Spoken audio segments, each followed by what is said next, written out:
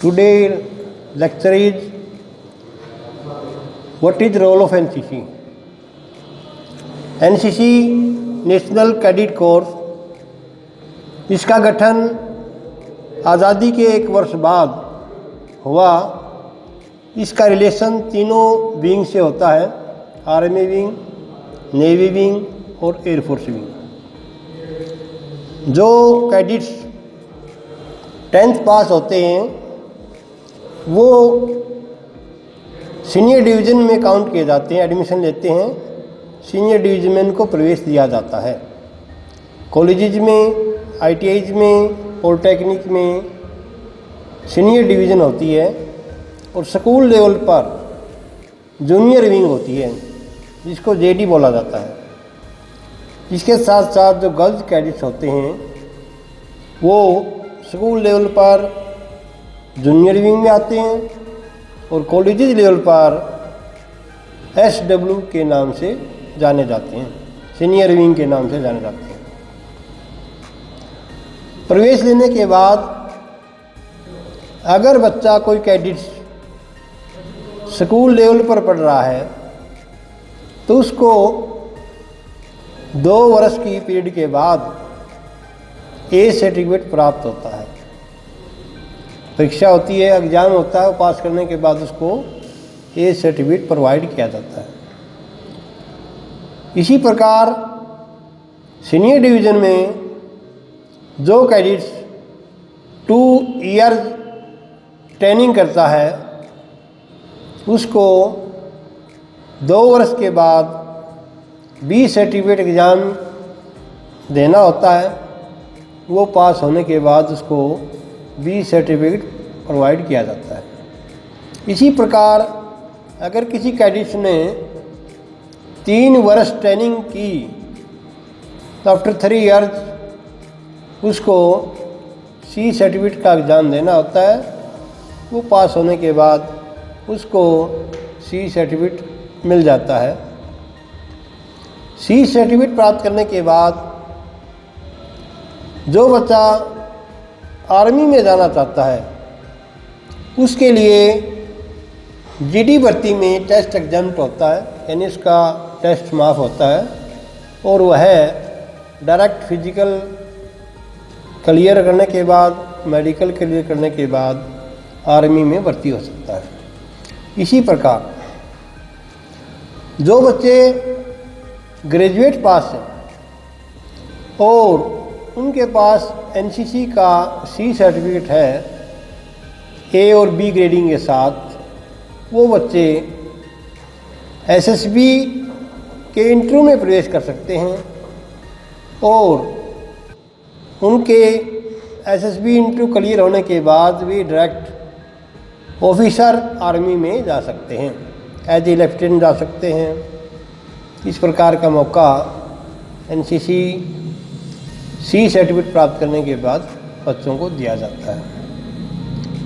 इस प्रकार बच्चा B सर्टिफिकेट की परीक्षा देगा उससे पहले उस कैडेट को एक एनुअल ट्रेनिंग कैंप लगाना ज़रूरी होता है, जिस कैंप के दौरान कैडेट्स को map reading, WT, weapon training, drill और सोशल सर्विसेज के बारे में जानकारी दी जाती है। वो कैंप लगने के बाद ही वो बच्चा B एग्ज़ाम में B सर्टिफिकेट का पेपर देने में एलिजिबल होता है। इसी प्रकार अगर कोई कैडेट C सर्टिफिकेट के एग्ज़ाम के लिए एलिजिबल होना है तो उसको 2 कैंप लगाने ज़रूरी होते हैं, भले ATC हो या NIC हो, नेशनल इंटीग्रेशन कैंप। वो कैंप लगाने के बाद बच्चा C सर्टिफिकेट एग्ज़ाम के लिए अपीयर हो सकता है। अब NCC का रोल क्या है? सबसे पहले NCC का मोटो हमारा क्या है? यूनिटी एंड डिसिप्लिन, एकता और अनुशासन। अगर कोई बच्चा NCC कैडेट किसी संस्थान में पढ़ रहा है तो उस कैडेट के आचरण में, व्यवहार में दूसरे बच्चे की तुलना में काफ़ी अंतर होता है। एक एनसीसी कैडेट डिसिप्लिन माहौल में रहता है, अनुशासित माहौल में रहता है, और वह अपने से बुज़ुर्ग की टीचर्स की रिगार्ड भी करता है, उसका मान सम्मान करता है, उसको इस प्रकार का ज्ञान होता है। बीइंग एनसीसी कैडेट समाज में इसकी भूमिका क्या होती है? अगर हमारे देश में, हमारे राज्य में किसी प्रकार की कोई आपदा आ जाती है, कोई संकट का समय आ जाता है, चाहे वो बीमारी के रूप में हो या कोई फ्लड के रूप में हो, उस समय बीइंग ए एनसीसी कैडेट उसका रोल बहुत हो जाता है। संकट के समय में किसी सीनियर सिटीजन की हेल्प करना, उसकी मदद करना, उसको किसी प्रकार की एक्सीडेंट होने समय फर्स्ट एड की सुविधा दिलाना, या किसी चुनाव के समय में प्रशासन का सहयोग करके वहाँ एनसीसी कैडेट अपनी भूमिका निभा सकता है। बीइंग एनसीसी कैडेट हर समय जब भी किसी प्रकार की ज़रूरत होती है प्रशासन को, उस समय जो वॉलंटियर एनसीसी कैडेट हैं उनको बुलाया जाता है, उनको किसी भी हेल्प के लिए इनवाइट किया जा सकता, बुलाया जा सकता है, तो वो तत्पर रहते हैं। अब हमारे एनसीसी में अलग अलग 4 स्टेप हैं। सबसे पहले हमारी बटालियन होती है, बटालियन के बाद हमारा ग्रुप होता है, ग्रुप के बाद हमारा डायरेक्टरेट होता है, और डायरेक्टरेट के बाद हमारा मुख्यालय होता है। जैसे हमारा सबसे पहले लिंक बटालियन से है, 15 हरियाणा बटालियन एनसीसी जींद। उसके बाद ग्रुप हमारा अम्बाला है, 2 ग्रुप हैं, अम्बाला और रोहतक। उसके बाद डायरेक्टरेट हमारा पंजाब, हरियाणा, हिमाचल, चंडीगढ़ का इकट्ठा डायरेक्टरेट है, चंडीगढ़ में। उसके बाद लास्ट में एनसीसी का मुख्यालय नई दिल्ली में है। डीजी का जो हेडक्वार्टर जो होता है, डायरेक्टरेट जनरल जो होता है, वो हमारा मुख्यालय दिल्ली में है। इस प्रकार एनसीसी का सीक्वेंस वाइज अलग अलग आपको बता। जैसे बटालियन में कर्नल लेवल का अधिकारी होता है, जिसके अंडर हम काम करते हैं। समय समय पर ट्रेनिंग दी जाती है उनके गाइडलाइन में, उनकी गाइडेंस में ही कैंप लगाए जाते हैं। कैंप के दौरान अलग अलग कॉलेजेस के बच्चे कैडेट्स वहाँ आते हैं, स्टूडेंट्स वहाँ आते हैं, उनको हर प्रकार की वहाँ ट्रेनिंग दी जाती है। जैसे फिजिकल ट्रेनिंग है, वेपन ट्रेनिंग है, ड्रिल है, सोशल सर्विस एटसेट्रा। इस प्रकार बीइंग ए एनसीसी कैडेट एक अलग स्टूडेंट्स में, और उसमें काफ़ी अंतर होता है। जैसे पहले ही बताया है, एनसीसी कैडेट डिसिप्लिन्ड होता है, अनुशासित माहौल में रहता है। उसके अंदर एक आम स्टूडेंट्स की बजाय आम नागरिक की हेल्प करने में ज़्यादा उसके अंदर इच्छा ज़्यादा होती है। उसके अंदर इस प्रकार की भावना भरी जाती है, जिस प्रकार वो देश की आपदा में सहयोग करता है, कोई संकट का समय आ जाता है, उस समय प्रशासन के सहयोग से जो भी हमारे इस प्रकार की विपदा में घायल कोई व्यक्ति है, या कोई इसी प्रकार का कोई प्रशासन की हेल्प के लिए जो पुकार होती है, उसमें एनसीसी कैडेट वॉलंटियर तैयार होता है, तत्परता से तैयार होता है। उसको किसी प्रकार की कोई हेजिटेशन नहीं होती। जैसे अब कोरोना की बीमारी चली हुई है, इसमें भी हमारे पास कई बार मैसेज भी आए कि आपके कैडेट को तैयार रखना है, वॉलंटियर कहीं भी इसकी जरूरत पड़ सकती है। पुलिस प्रशासन के सहयोग के साथ तो उस समय डीजी एनसीसी की तरफ से, हेड ऑफिस की तरफ से मैसेज आए, तो हमने आपको जैसे कॉल किया, बताया कि आपको तैयार रहना है। तो इस प्रकार की जो भावना बीइंग एनसीसी कैडेट, जैसे आर्मी का जवान जिस प्रकार से देश की रक्षा के लिए तैयार रहता है, उसी प्रकार उसी लाइन में एनसीसी कैडेट को जोड़ा जाता है। वो एक प्री स्टेज होती है। जैसे आप आर्मी में भर्ती होने के इच्छुक हैं तो उसके लिए आपको प्री ट्रेनिंग दी जाती है। जैसे सरकार इस बात को मानती है भाई जब हेल्प की ज़रूरत होती है प्रशासन को, पुलिस प्रशासन को, उस समय एक कैडेट को पहले बुलाया जाता है। कल कैडेट की जो मांग बढ़ जाती है, क्यों? एक आम स्टूडेंट्स की बजाय उसके अंदर वही आर्मी के जवान की ट्रेनिंग उसको दी जाती है, उसका ज्ञान होता है, उसका प्रशिक्षण दिया जाता है ताकि वो प्रॉपर वे से अपने ज्ञान का बखान कर सके। जैसे आप देखते हैं, आपकी जो टेक्निकल लाइन का फ़ायदा जो है बीइंग एनसीसी कैडेट आप काफ़ी उठा सकते हैं। आर्मी में जाने के लिए आपको सी सर्टिफिकेट मिलने के बाद आपकी एनसीसी की स्पेशल जो अलग रिक्रूटमेंट होती, भर्ती होती है, उसका बेनिफिट उठाकर आप as a soldier, as a technician आप आर्मी में जाकर हमारे देश की सेवा करने के लिए आप कैपेबल हो जाते हैं। जैसे वायरलेस ऑपरेटर है, टेक्निकल जो पोस्ट होती हैं उसके लिए भी आप इस लाइन को चूज कर सकते हैं। जीडी में भर्ती में आप जा सकते हैं। आफ्टर ग्रेजुएशन आप कमीशन प्राप्त कर सकते हैं एसएसबी फेस करके। पहले आपको इस बारे में बताया। अंत में एक कैडेट अपने फ्यूचर को सिक्योर कर सकता है। अगर उसके अंदर कुछ देश भावना करने के लिए कुछ अवेयरनेस है, जागरूक है वो, तो वो अपने फ्यूचर को सिक्योर कर सकता है, फ्यूचर को सुनहरे अवसरों में बना सकता है।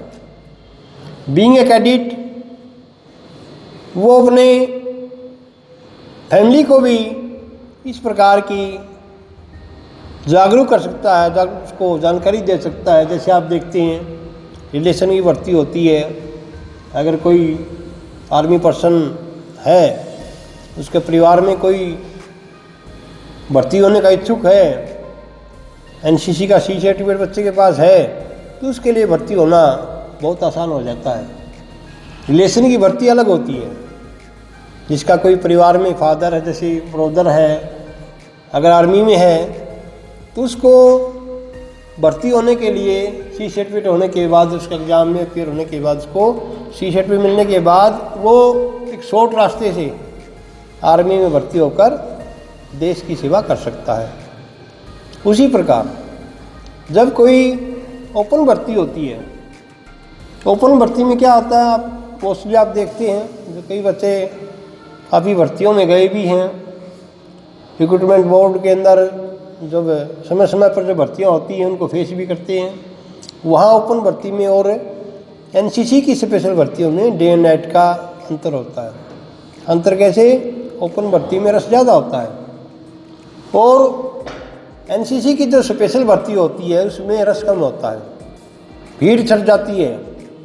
भीड़ छटने में ही आपको आर्मी ज्वाइन करने में आपको शॉर्ट रास्ता अपनाना पड़ता है। शॉर्ट रास्ते से आप आगे जा सकते हैं। सबसे पहले आपको सी सर्टिफिकेट होने के बाद आपका टेस्ट एग्जाम हो गया, फिजिकल मेडिकल आपका कंप्लीट है, तैयारी है, तो आप उस रास्ते से आर्मी ज्वाइन कर सकते हैं। एक आसान तरीका आपको आर्मी जाने में, आर्मी के जवान बनने में आपको एनसीसी सहयोग कर सकती है। अगर आपके अंदर कुछ जज्बा है करने के लिए, देश की सेवा करने के लिए जज्बा है, तो उस जज्बे को सक्सेस होने में आपको आपके वो जीवन को कामयाबी मिलने में वो ज़्यादा लंबा समय नहीं लगता। कई बार बच्चे इस प्रकार की विशेष अवसर लेके आते हैं, हमारा एक ही मोटो है जी हमें आर्मी भर्ती होना है। वो अपना जो जज्बा लेके आते हैं वो बीइंग एनसीसी उसको काफ़ी हेल्प कर सकती है। जैसे हमारा एक दो स्टूडेंट में पहले गए भी हैं, एक जगबी लड़का था, इलेक्ट्रॉनिक्स में पढ़ता था, उन्होंने एनसीसी के माध्यम से आर्मी भी ज्वाइन की और आर्मी में जाने के बाद वो विदेश में भी गया है। तो काफ़ी उसको एनसीसी ने उसको इस प्रकार से सहयोग उसका एनसीसी को मिला और विदेश में जाने का उसको अवसर मिला। तो आप भी इस प्रकार के एग्जाम्पल जो बने हुए हैं उनको फॉलो करके, उनका अनुसरण करके अपने जीवन को प्रगति के पथ पर ला सकते हैं। लेकिन उसके लिए आपको हार्डवर्क करना पड़ेगा। हार्डवर्क के बगैर काम नहीं चलतेगा। Hard work is the key of success. अगर आपने सफलता प्राप्त करनी है तो कठोर मेहनत जरूरी है। और ये लाइन ऐसी होती है, आर्मी है, पुलिस है, फौज, जो भी यार बेल्ट की जो सर्विस होती है उसमें अनुशासित माहौल ज़रूरी होता है। जैसे आप देखते हैं अभी, जैसे अल्लाह साहब ने आपको बात चल रही थी, एक जब मिलिट्री पर्सन छुट्टी आता है तो घर आने के बाद जो काम है वैसे रूटीन में काम करता है। सिविलियन अपना काम नहीं करता। सिविलियन के लिए कोई रूटीन नहीं होता, उसका एक कार्य करने का चार्ट होता है। समय पर उठना है तो उठने का टाइम उसका निश्चित है। उसके बाद टाइम उसका फिक्स आर्मी में जैसे होता है। आर्मी में आप चले गए तो आर्मी में जाने के बाद आपको हर चीज़ की पंक्चुअलिटी होती है। मॉर्निंग में आप पीटी है तो आपकी पीटी है, उसके बाद आपकी चाय हुआ जो टाइम है तो चाय का, ब्रेकफास्ट का टाइम है, लंच का टाइम है तो लंच उसी समय लंच मिलेगा आपको। ये नहीं सिविलियन में आपने कभी उठ के खाना खा लिया, कभी नहीं खाया, उसमें कोई आपको पंक्चुअलिटी नहीं होती। इसी प्रकार से स्वस्थ भी रहते हैं। अगर कोई हम शरीर की देखभाल हम समय पर करेंगे, समय पर हम कार्य करेंगे, समय पर हम खाना खाएंगे तो उसमें हमारा रूटीन बन जाता है। सिविलियन में कोई रूटीन नहीं होता। क्या पता कितने समय आप काम लग रहे हैं, उसको सोने का आपको समय का टाइम फिक्स नहीं, कोई आपका कार्य करने का शेड्यूल नहीं। वहाँ शेड्यूल बना होता है, शेड्यूल के अनुसार ही आपने काम करना है। इसी प्रकार आप आर्मी में जाकर आपके जो आस पड़ोस में भी कोई आर्मी पर्सन है उससे गाइडलाइन लेकर उसको फॉलो करके आप आर्मी में अच्छी जॉब प्राप्त कर सकते हैं। आर्मी के साथ साथ आजकल हमारी हरियाणा गवर्नमेंट ने भी जो प्रवेश के लिए जो क्राइटेरिया बनाया है, अगर कोई बच्चा ए सर्टिफिकेट होल्डर है तो उसको 2 अंक की वेटेज मिलती है, 2 अंक की। कहीं प्रवेश ले रहे हो हायर एजुकेशन में या किसी कोर्स में एडमिशन लेना है, बी सर्टिफिकेट होल्डर है उसको 3 अंक की वेटेज दी है, अगर सी सर्टिफिकेट होल्डर है उसको 5 अंक की वेटेज दी है। ये अलग अलग डिपेंड करता है, स्टेट पर डिपेंड करता है। जैसे साउथ में आप चले जाओ, आंध्रा है, तमिलनाडु है, केरला है, वहाँ मेडिकल सीटों पर भी रिजर्वेशन है। मेडिकल सीटों पर एनसीसी कैडेट की रिजर्वेशन है वहाँ पर। ये डिपेंड करता है अलग अलग स्टेट के ऊपर। उस स्टेट गवर्नमेंट कितनी वेटेज वहाँ किस फील्ड में दी हुई है। जैसे मेडिकल में छुट्टी मिलने के बाद अब उस बच्चों के लिए मेडिकल की लाइन का आसानी हो जाती है। वहाँ हम देखते भी हैं, हमें काफ़ी यूनिवर्सिटी सुना है वहाँ मेडिकल के बच्चों के लिए काफ़ी वहाँ रस होता है। इसको एनसीसी लेने का मेन का टारगेट यही होता है, मेडिकल लाइन में प्रवेश हमें आसानी से मिल सके। इस प्रकार एनसीसी की जो फीचर्स आपको बताई, विशेषताएं बताई, एनसीसी का रोल आपको बताया क्या रोल है, एनसीसी का स्ट्रक्चर क्या है, इस सारी बातों को आप अपने अंदर इम्प्लीमेंट करो।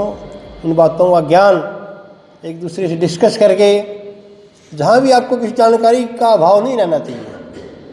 कोई भी आपको प्रॉब्लम है, आपको जानकारी की कमी है, तो आप किसी भी जो आर्मी पर्सन है उससे डिस्कस कर सकते हैं। अगर आईटीआई के अंदर आपने कोई बात को डिस्कस करनी है इसके संबंधित, तो हम आपके लिए तैयार हैं। किसी भी समय आप इसे इस प्रकार की जानकारी लेनी है, हम देने के लिए तैयार हैं। और उसके साथ साथ आपको जो ट्रेनिंग दिलवाने के लिए आपको क्या स्टाफ आता है यहाँ पर, ड्यूरिंग टाइम में आपको जो ट्रेनिंग दी जाती है वो आपको इसके बारे में यही मेन आपको पढ़ाया जाता है।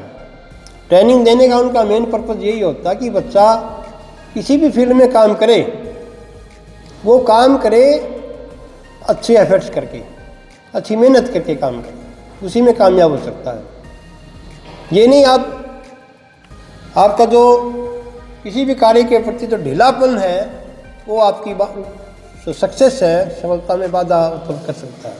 अगर आप कार्य करने के लिए एक्टिव हैं, आप इंटरेस्टेड हैं, आप हार्ड वर्कर हैं, तो आपको सफल होने में, आपको सफलता में कोई बाधा नहीं बन सकता। इसी प्रकार एनसीसी का जो आपका टॉपिक लेक्चर था आपका, इसके बारे में आपको एनसीसी के बारे में बताया। नेक्स्ट जो लेक्चर होगा उसके बारे में आपको एनसीसी की जो फ्यूचर आगे की जो कोई फंक्शन है, कोई कार्य है, उसके बारे में नेक्स्ट लेक्चर में आपको बताया।